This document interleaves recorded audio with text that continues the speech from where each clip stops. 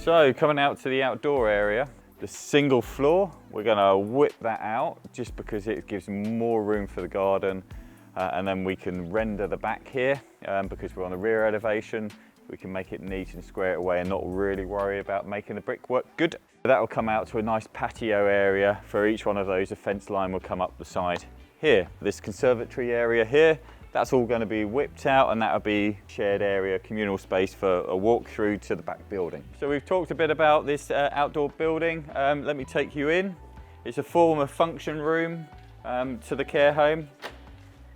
Come in. It's got some character to it, and it's got some great acoustics. I can't sing, so I won't give you that pleasure.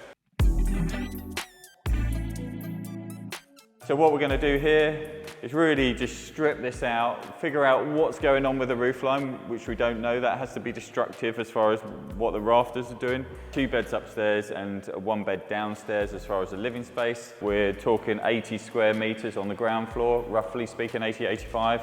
So this makes a big building anyway. This outrigger that we've seen from the outside, you know, it used to be kitchen facilities. It was an afterthought.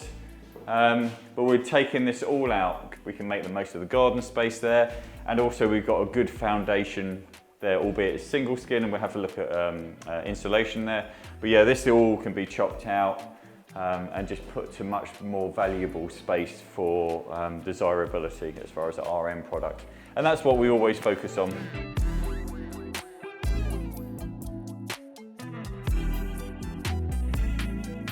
Obviously this type of project is big, there's lots of working parts to it, it's not for the faint-hearted.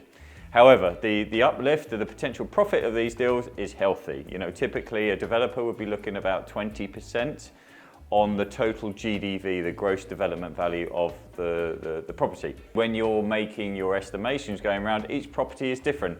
It will require different construction and conversion work, so you'll need to factor in that, and that's part of the exercise of understanding a building and the constraints and how much work will then go in there, whether you're pricing at £75 per square foot on a conversion cost or £200 per square foot on a kind of a new build element.